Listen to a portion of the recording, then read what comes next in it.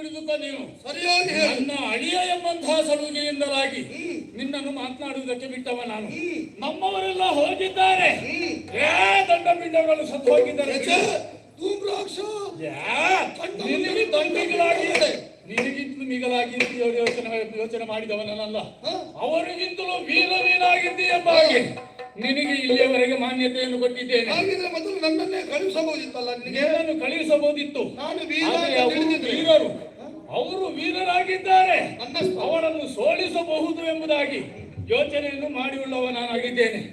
ಈಗ ನಾನು ಹೊರಟಂತಹ ಸಂದರ್ಭದಲ್ಲಿ ನನಗೆ ಅಡ್ಡಲಾಗಿ ಬಂದು ನೀನು ಹಾಗೆ ಮಾಡು, ನೀನು ಹೀಗೆ ಮಾಡು. ಯಾವುದೋ ಒಂದು ತರುಣಿ ಎಲ್ಲೋ ಕಾಡಲ್ಲಿ ಇದ್ದಾಳೆ.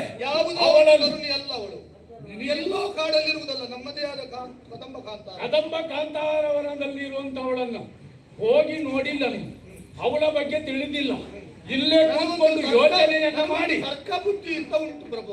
ಹಾಗಾಗಿ ನನ್ನಲ್ಲಿ ನಾನು ತರ್ಕಿಸಿಕೊಂಡು ಇವಳ ಹಾಗಿರಬಹುದು ಹೀಗಿರಬಹುದು ಅಂತ ನಾ ಚಿಂತಿಸಿದೆ.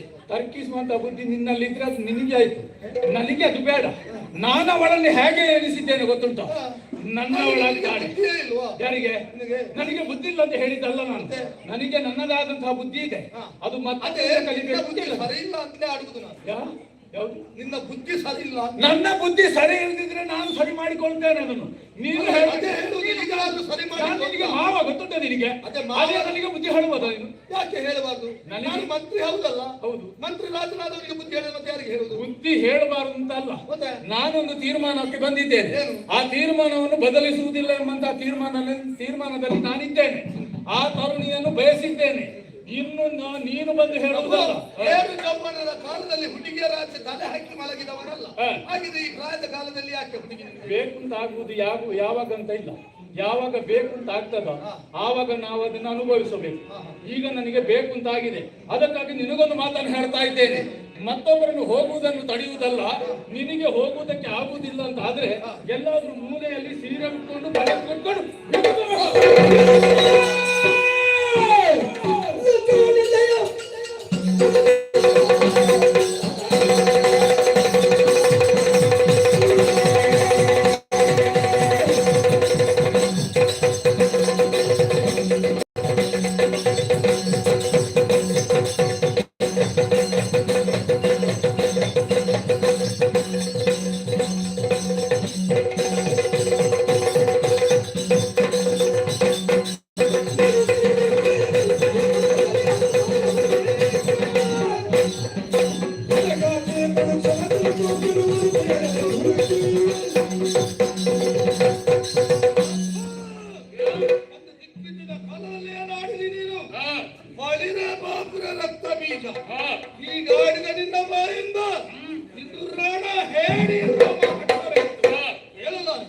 ಕೇಳಿ ಒಂದ ಲಕ್ಷಣ ಇಲ್ಲ ನಿಲ್ಲಲಾರೆ.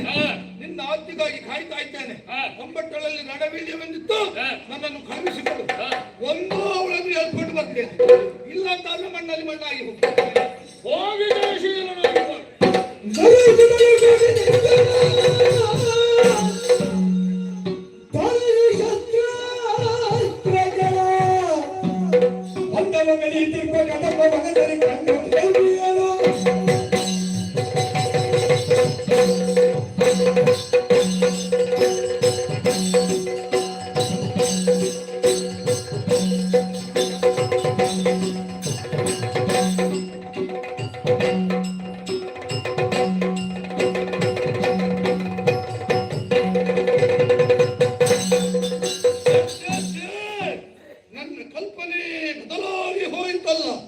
ಕದಂಬ ಕಾಂತಾರ ಎನ್ನುವುದು ಕಾರ್ಕತ್ತಲೆಯಲ್ಲಿ ತುಂಬಿದಂತಹವನ ಎನ್ನುವ ಹಾಗೆ ನಾ ಭಾವಿಸಿದರೆ ಇಲ್ಲಿ ಬಂದು ಕಾಣುತ್ತಿರುವುದೇನು? ಕೋಟಿ ಸೂರ್ಯರ ಪ್ರಭೆ ಗೋಚರವಾಗಿದೆ. ಮಾತ್ರವಲ್ಲ, ಭೂರಮೆಯು ತಾನು ಸಸ್ಯ ಶ್ಯಾಮಲೆಯಾಗಿ ಗೋಚರಿಸುತ್ತಾ ಇದ್ದಾಳೆ. ವನವನಿತೆ ವಾಸಂತಿಕೆಯಾಗಿ ರಮಿಸುತ್ತಾ ಇದ್ದಾಳೆ. ದೇಶ ಭಾವವನ್ನೇ ಇರಿಸಿಕೊಂಡಂತಹ ಹಾವು ಮುಂಗುಸಿಗಳ ಜೊತೆಯ ಆಟವನ್ನು ಆಡುತ್ತಾ ಇದ್ದಾವೆ. ಹಾಗಿದ್ರೆ ಇದಕ್ಕೆಲ್ಲ ಕಾರಣ ಏನು? ಇಲ್ಲಿ ಶಕ್ತಿ ನೆಲೆಯಾಗಿದೆ ಎನ್ನುವುದೇ ಸತ್ಯ. ಅವಳೇ ಜಗದಾದಿಮಾಯಿ. ಕಣ್ತುಂಬಿಸಿಕೊಳ್ಳುವ ಆಸೆಯಿಂದಲ್ಲವೇ ನಾನು ಬಂದದ್ದು. ತಡೆಯಾಗಿ ಸ್ವರದ ಮೂಲವನ್ನು ಅರಸುತ್ತಾ ಮುಂದುವರಿತೀನಿ.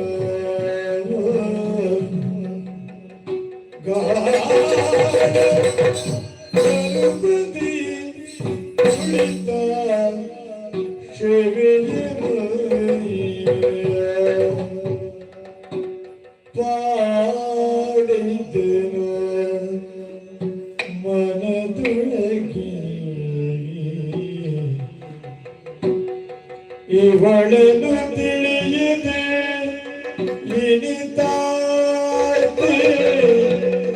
ಇವಳನ್ನು ತಿಳಿಯದೆ ಇನಿತಾತೆ ಮಾಡಲಿಂದೆ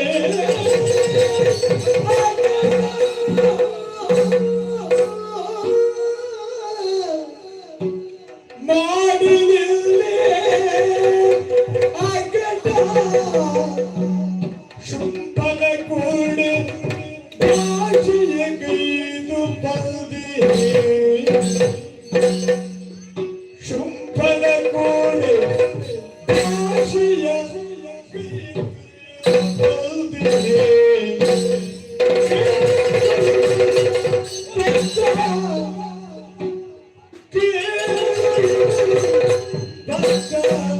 ಆದರೂ ನುಡಿಸಿದ ಪೇನುತ ಆದರೂ ನುಡಿಸಿದ ಪೇನುತ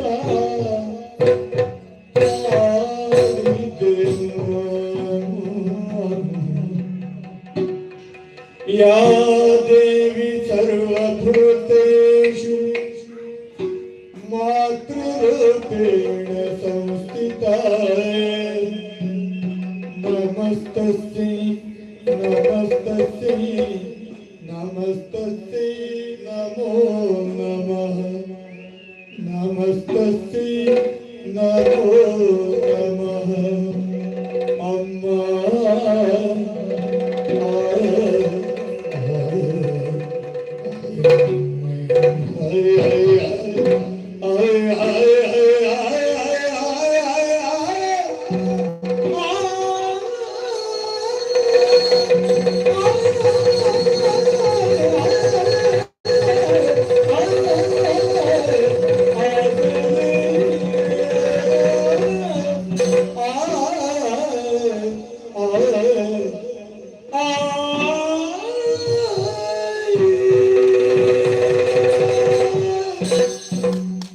ತಾಯಿಯನ್ನು ಕಾಣುವುದಕ್ಕಾಗಿ ಬಂದೆ, ಕಂಡನಲ್ಲ.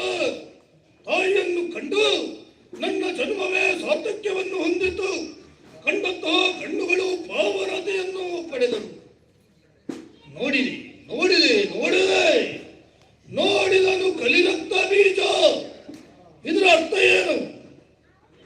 ಇದನ್ನೆಲ್ಲ ನೋಡಿ ನೀನು ಕಲಿರಕ್ತ ಬೀಜ, ನೀನು ಕಲಿತದ್ದು ಕಡಿಮೆಯಾಯಿತು ರಕ್ತ ಬೀಜ. ನನ್ನ ಬಗ್ಗೆ ಇನ್ನೂ ನೀನು ಕಲಿಯುವುದಕ್ಕಿದ ರಕ್ತ ಬೀಜ, ಇನ್ನು ನನ್ನ ಬಗ್ಗೆ ನೀನು ತಿಳಿಯುವುದಕ್ಕಿದ ರಕ್ತ ಬೀಜ ಎನ್ನುವುದನ್ನು ಸೂಚ್ಯವಾಗಿ ಅವಳ ಮುಖದ ಭಾವವೇ ತೋರಿಸುತ್ತಾ ಇದೆ. ನೋಡಿದೆ ನೋಡಿದೆ ನೋಡಿದೆ ನನ್ನ ಶಿಖಾಂತವಾಗಿ ಅಮ್ಮನನ್ನು ಗಮನಿಸುತ್ತಾ ಇದ್ದೇನೆ. ನೋಡಬಾರದೆ? ಅಮ್ಮನ ತನುವಿನಲ್ಲಿ ಏಕಾದಶ ರುದ್ರರು, ದ್ವಾದಶಾದಿತ್ಯರು, ಮನು ಮುನಿಗಳು, ಋಷಿಗಳು, ಮುಕ್ಕೋಟಿ ದೇವತೆಗಳೆಲ್ಲ ಐಕ್ಯವಾಗಿದ್ದಾರೆ. ಅದರ ಅರ್ಥ ಏನು? ಇವಳು ಬ್ರಹ್ಮಾಂಡೋದರ ಭರಿತೆ ಎನ್ನುವುದೇ ಸತ್ಯ. ನಭೋ ಮಂಡಲದ ಇಂದ ಇಳಿಯ ಬಿಟ್ಟಂತಹ ಕಾಂಚನದ ಉಯ್ಯಾಲೆಯಲ್ಲಿ ತೂಗುತ್ತಾ ಇದ್ದಾಳೆ. ಒಮ್ಮೆ ಮೇಲೆ ಹೋಗುತ್ತಾಳೆ, ಅಷ್ಟೇ ರಭಸದಲ್ಲಿ ಕೆಳಗೆ ಇಳಿತಾಳೆ. ಇದರ ಅರ್ಥ ಏನು? ಅತಿಯಾದಂತಹ ಉನ್ನತಿ ಅದು ಪತನ ಹೇತು. ಇದು ನಮ್ಮಡೆ ಶುಂಭನಿಗೆ ಸರಿಯಾಗಿ ಒಪ್ಪುತ್ತದೆ. ಮೂರು ಲೋಕದ ವಿಭು ಎನ್ನುವ ಅಹಂಕಾರದಿಂದ ಇವಳನ್ನು ಬಯಸಿ ನಮ್ಮಡೆಯ ಶುಂಭ ಕೆಟ್ಟು ಹೋದನಲ್ಲ. ನಮ್ಮಡೆಯ ಶುಂಭನಲ್ಲಿ ಭಾಷೆಯ ಒರೆದು ಬಂದಿಹೆ, ಇವಳನ್ನು ಕರೆತರ್ತೇನೆ ಎನ್ನುವ ಹಾಗೆ ಹಾ ಎಂದು ಇವಳ ಮುಡಿಗೆ ಕೈ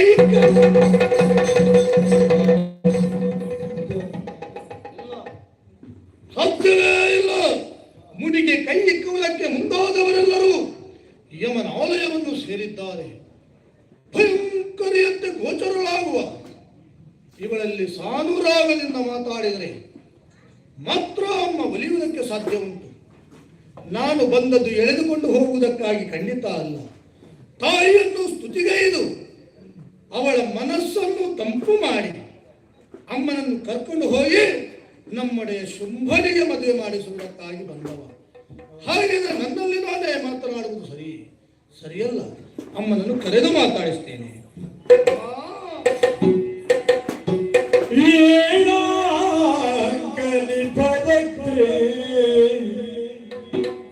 ನೀನೆಲೆಗೆ ಶುದ್ಧ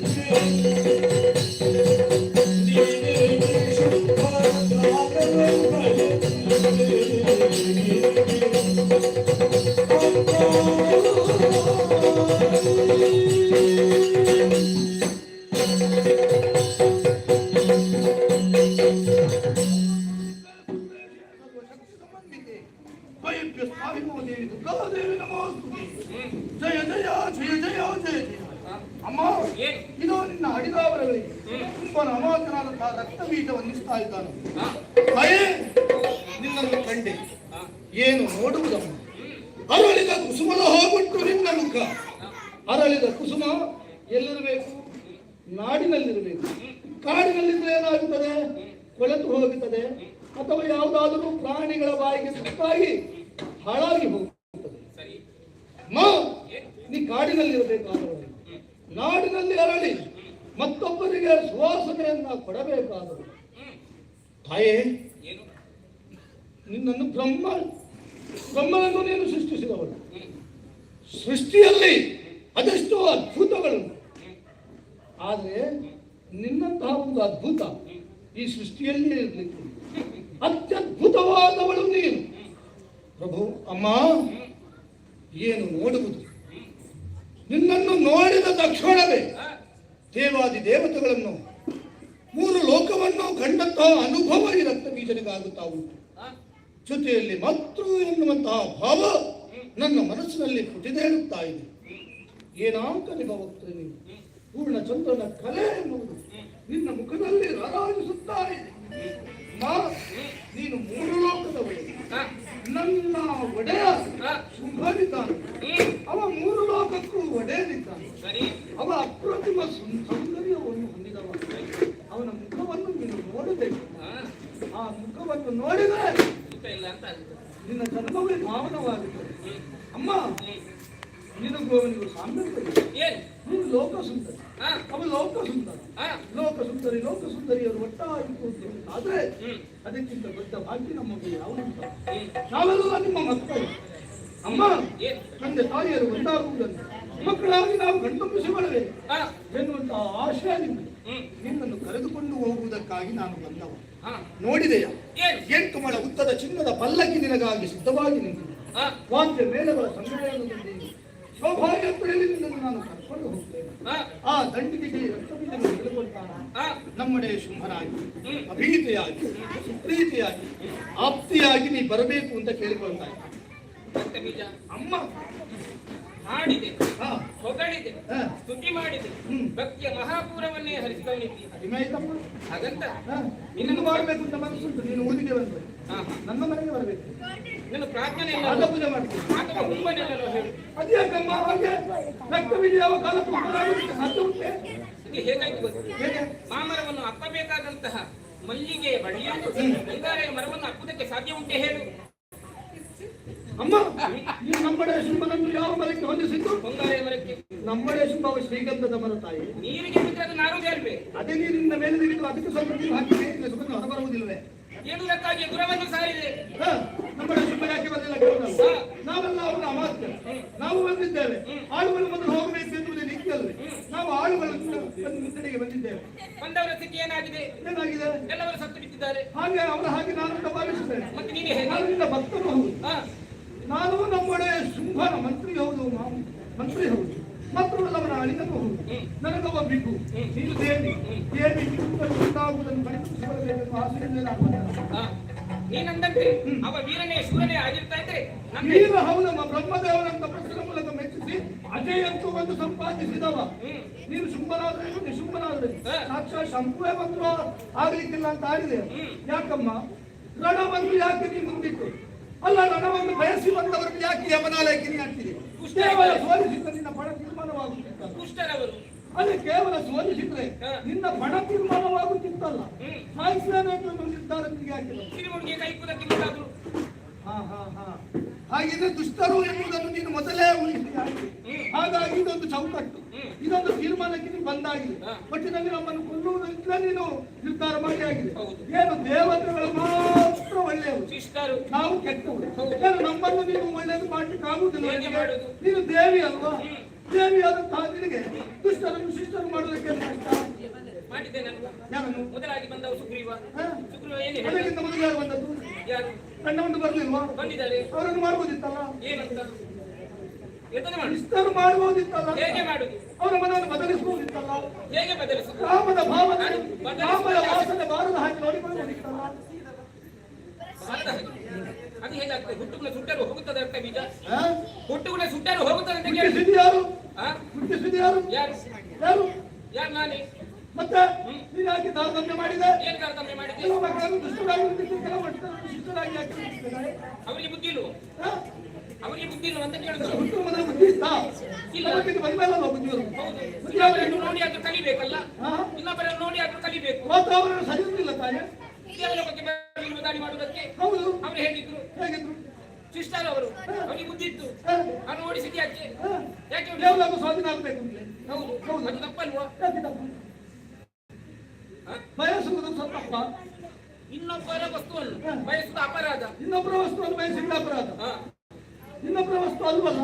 ಯಾವುದಲ್ಲ? ಶ್ರಮ ಇವರದ್ದು ಉಂಟಲ್ಲ, ದಾನವರದ್ದು. ಎಲ್ಲಿಯ ಶ್ರಮ ಉಂಟು? ಹಾ? ನೋಡ್ರಕ್ತ ಬೀಜ. ಲೋಕದಲ್ಲಿ ಒಂದು ನಿಯಮ ಅಂತ ಉಂಟು. ಏನು? ಅದನ್ನು ಮೀರಿ ಯಾವತ್ತು ನಡೆಯುವುದಕ್ಕಿಲ್ಲ. ಅರ್ಥವಾಯ್ತಲ್ಲ? ಇನ್ನು ನೀನಂದಂತೆ ಯಾವ ವೀರನೇ ಶೂರನೇ ಆಗಿರ್ತಾ ಇದ್ರೆ ನನ್ನ ಹೇಳಿಕೆಗೆ ನೇರವಾಗಿ ಬರ್ತಾ ಇದ್ದ. ನಿನ್ನ ನಡೆಯನ್ನು ಗಮನಿಸಿದ ಅರ್ಥವಾಯಿತು. ಏನು? ಹೊಗಳಿ ಹೊನ್ನರತವನ್ನು ಏರಿಸುವಂತಹ ವ್ಯರ್ಥ ಪ್ರಯತ್ನ ಮಗಳು ಹಾಗೆ ಉಂಟಮ್ಮ ಇದು. ಇರ್ಲಿ. ಹೊಗಳಿ ಹೋಗು. ಹೊಗಳಿ ಹೋಗುವುದಕ್ಕಾಗಿ ಬಂದವನಲ್ಲ, ಹೊಗಳಿ ಕರ್ಕೊಂಡು ಹೋಗುವುದಕ್ಕಾಗಿ ಅಷ್ಟು ಭಾರದ ಪಲ್ಲಕ್ಕಿಯನ್ನು ನಾವು ಬಂದಿದ್ದೇವೆ. ಯಾರು ನೀನ? ಹೌದಪ್ಪ, ಚಿನ್ನದ ಪಲ್ಲಕ್ಕಿ ಅದು. ಆಹಾ. ನಿನಗೆ ಸಿಕ್ಕಿದ್ದ? ರಣ ಹೇಳಿ ನಗೆ.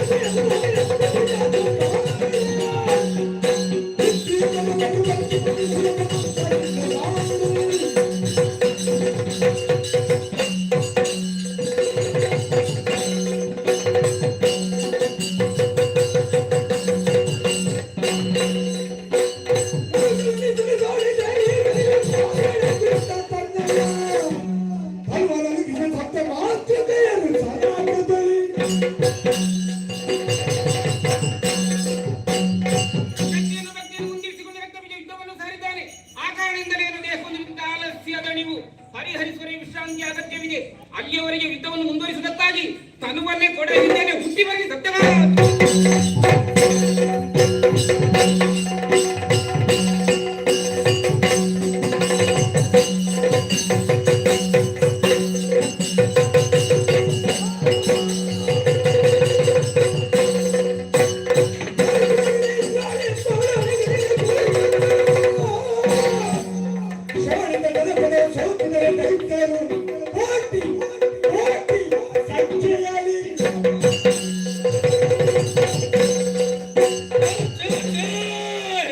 ಮಿತ್ರಾಣಿ ಕುಡಿಸೋಗಾತ ಮೊಸಲು ಹೊಡೆಯುತ್ತಾ ಇದೆ.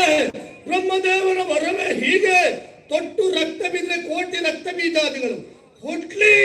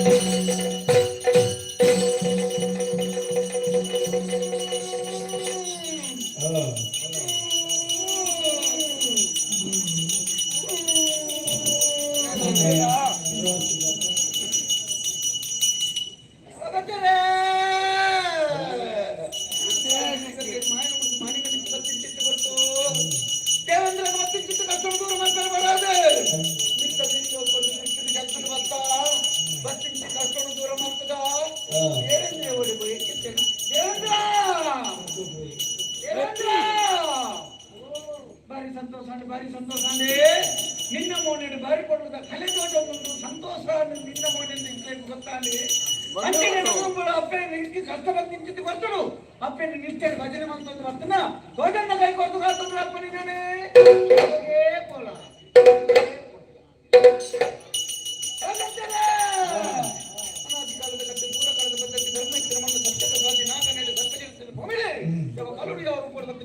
ಸ್ವಾಮಿಗಳ ಬಿಟ್ಟು ಭೂಮಿಗಳಲ್ಲಿ ಸತ್ಯದ ಮಾಯಂತ್ರ ಗೋಚರ ಸತ್ಯ ಇದು ಕನ್ನಡ ಪ್ರತಿಂಚ ಕಷ್ಟ ದೂರ ಮಾಡೋದು ನಾನು ನಮ್ಮನಿಂದ ಅವತಾರವನ್ನು ವಚನಗಳೇ ಲಂಕೇಶ್ವರ ಕಿತ್ತು ತೀರ್ಮಾನವಾಗ್ತದೆ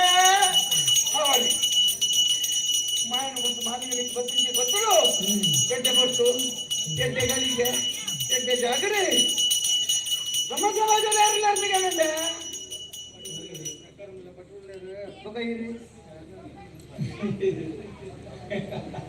ಅವಳು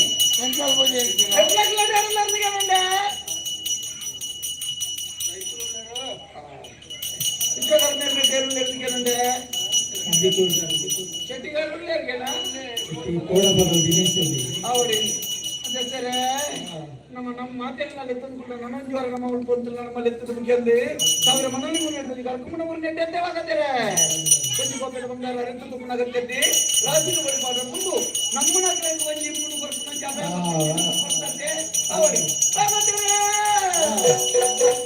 ಭಾರಿ ಸಂತೋಷ ಭಾರಿ ಪಡುವುದು ಪದವನ್ನು ಇದ್ದಾರೆ ಮಾಡಿರುತ್ತೆ ಮುಗಿಯೋದು ಬರ್ತಡು ನಮ್ಮನೆ ತರ ಬರ್ಬಾರ್ದು ಮುಗಿತು ನಮ್ಮಲ್ಲಿ ನೀರುಳ್ಳಾರಿ ನನಗೂ ಕೂಡ ಅಷ್ಟೇನೆ ಅಪ್ಪನ ಸೇವೆ ನಿಂತೇನೆ ಕೊಡಲು ಬರ್ತೀನಿ ನಿಷ್ಠೆ ಮತ್ತೊಂದು ಬರ್ತಾ ನಿಂತನ ಏನು ಕಟ್ಟಂತ ಅಪ್ಪೆಲ್ಲ ಈರಿನ ಪದಾರ್ಥ ಈರಿನ ದೊಂಡೇಡಿ ಅನ್ಕೊ ದೊಂಡೇಡಿ ಸ್ವರತ್ತರು ಕೊಡುವುದು ಈರಿನ ಪದಾರ್ಥ ಬೆಳಗಾವಣೆ ಆರ ಬಾರಿ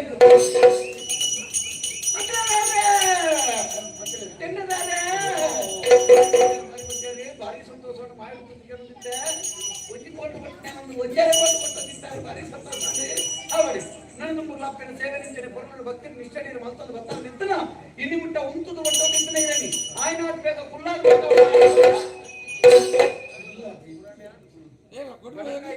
ಕುಲ್ಲಾಗ ತೆನ್ಕಾಯಿ ಮುಂದಾದ ಕೊಟ್ಟಾವೆ ಮನಸ್ಸಿಗೆ ಬರೀ ಬೇಜಾರು ಈಗ ಮನಸ್ಸಿನ ಬೇಜಾರನ್ನು ದೂರ ಮಾಡ್ತದೆ ಈಗ ಮೊನಡಿ ನಗು ಕಂದಿಗೆ ಕೊಟ್ಟು ನಾಳೆ ಭಾರಿ ಸಂತೋಷ ಭಾರಿ ಕೊರಡು ಕೊಟ್ಟೋದಿತ್ತಾರೆ ಮಾಡಿರ್ತದೆ ಕೆಲವು ಸರ್ತಿ ಮಾತ್ರ ಅಮಸರಡು ಕೊನಾಗ ದೋಂದ ಬಾಗುತ್ತೆ ದೀಂಬೂರ ನಿಂತದೆ ಮಲ್ಲಿಕ್ಕಿ ಅಪ್ಪನ ಸೇವೆ ಯಾರು ಮಾಡಿರ್ತದೆ ಕೆಲಸುತ್ತೆ ಅವಳು ನನ್ನದು ಮುಗಿದ ಇಚ್ಛೆ ಅಪ್ಪನ ಸೇವೆ ಕೊರಡು ಭಕ್ತಿ ನಿಷ್ಠೆ ನೀರು ಮತ್ತೊಂದು ಬರ್ತಾರೆ ಇನ್ನು ಕುಟುಂಬ ಸಂಸಾರವನ್ನ ಗಾಡಿ ಕುಟುಂಬ ಸಂಸಾರವನ್ನ ಗಾಡಿನೇ ಹೋಗ್ಬಿಟ್ಟೆ ಎತ್ತಾವೆ ಆಯ್ತಾ ಒಟ್ಟಿಗೂ ವರ್ಷ ಪೋಯ್ಲೆಕ್ಕ ದಿನ ಪೋಯ್ಲಿಕ್ಕೆ ಒಂದೇ ಕಪ್ಪು ಮಾಡ್ಕೊಂಡು ಬರ್ತ ಮಾಡಿ ರಾಸಿಗೆ ಬಡಿಬಾರದು ಇನ್ನು ನಮ್ಮತ್ತೆ ಕಾರ್ಯಕ್ರಮ ಮಲ್ಪ ಏನಾಗ್ಲಿ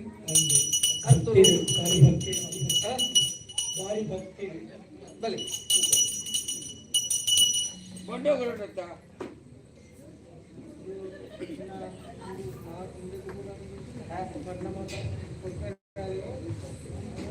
ಕೋಳಿ ಬಣ್ಣ ಹೊರ್ತೀವಿ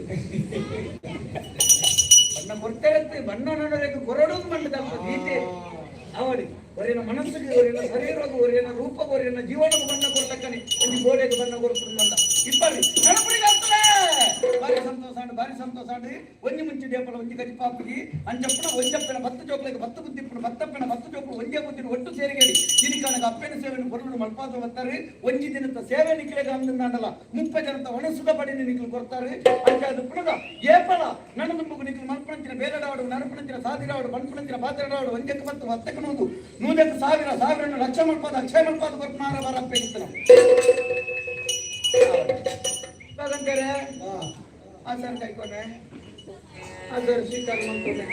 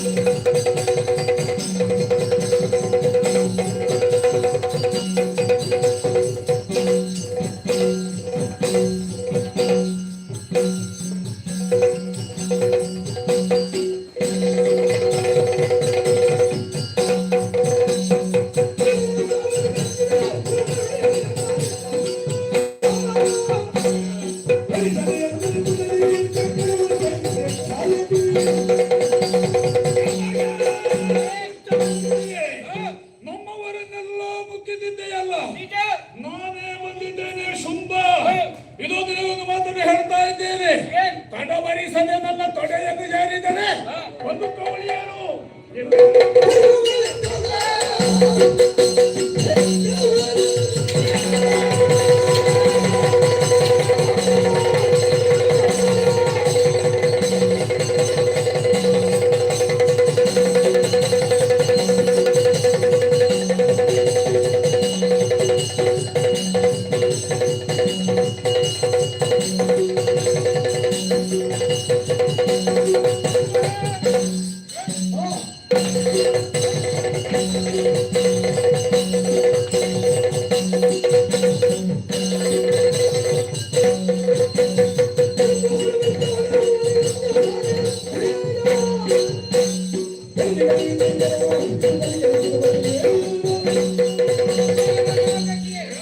ನಿನ್ನದೇ ನಿರೀಕ್ಷೆಯಲ್ಲಿದ್ದವಳು ನಾನು ಅರಸುತ್ತಾ ಇರುವಂತಹ ಬಳ್ಳಿಯೊಂದು ಕಾಲಿಗೆ ಸಿಕ್ಕ ಹಾಗಾಯ್ತು. ಮದುವೆಯ ಗಂಡು ನೀನೆಯೋ ನಿನ್ನ ಮದುವೆ ಹುಚ್ಚನ ಕ್ಷಣದಲ್ಲಿ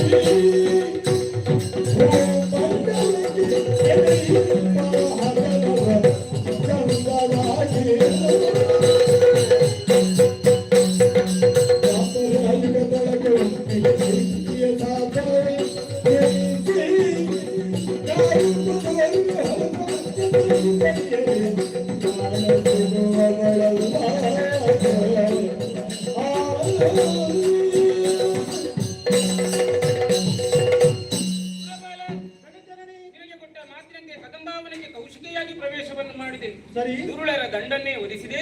ಇನ್ನು ನಿನಗೆ ಖರ ಭೀತಿ ಇಲ್ಲ, ಸಂತೋಷದಿಂದ ಸ್ವರ್ಗವನ್ನಾಳಯ್ಯ. ಮುಂದೆ ನಿನ್ನನ್ನು ಕಾಣುವಾಗ ಹೇಗಮ್ಮ? ಮುಂದೊಂದು ಯುಗವಿದೆ, ದ್ವಾಪರ. ಆ ದ್ವಾಪರ ಯುಗದಲ್ಲಿ ಶ್ರೀಹರಿಗೆ ಅವತಾರ ಪುರುಷನಾಗಿ ಧರ್ಮರಕ್ಷಣೆಯನ್ನು ಮಾಡುವಂತ ಕಾಲಕ್ಕೆ ಆತನಿಗೆ ಭಗಿನಿಯಾಗಿ ಮಾಯೆ ಎನ್ನುವ ಹಾಗೆ ಮೂರ್ತ ಮಾತ್ರ ಕಾಣಸಿಗುತ್ತೇನೆ. ಮಾತ್ರವಲ್ಲ, ಇನ್ನು ಮುಂದಕ್ಕೆ ಮಂಡಿ ದ್ವೀಪದಲ್ಲಿ ತ್ರಿಪುರಾಂಬಿಕೆಯಾಗಿ ಇಲ್ಲಿ ಆಗುತ್ತೇನೆ. ತ್ರಿಪುರಾಂಬಿಕೆಯಾಗಿ ಇಲ್ಲಿ ಆಗುತ್ತೇನೆ.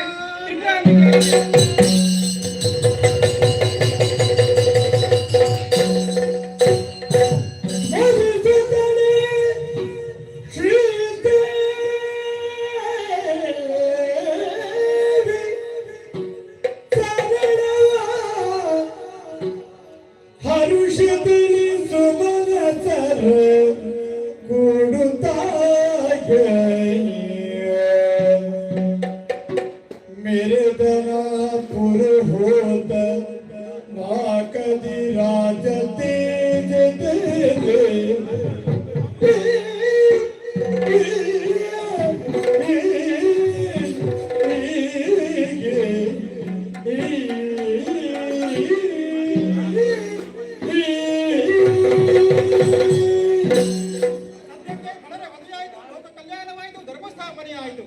ಮಾತೆಯ ಅಪ್ಪನೆಯಂತೆ ನಾವೆಲ್ಲರೂ ಸ್ವರ್ಗದಾಗವನ್ನು ಸೇರಿ ಧರ್ಮವತ್ತಾಗಿ ರಾಜ್ಯವನ್ನು ಆಳುವ ಹಾಗಾಯಿತು.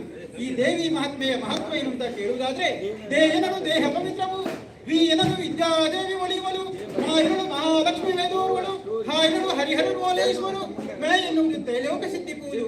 ಈ ತತ್ವಾರ್ಥವು ಲೋಕಮುಖಿಗೆ ಸಾರುವಂತಾಗಲಿ.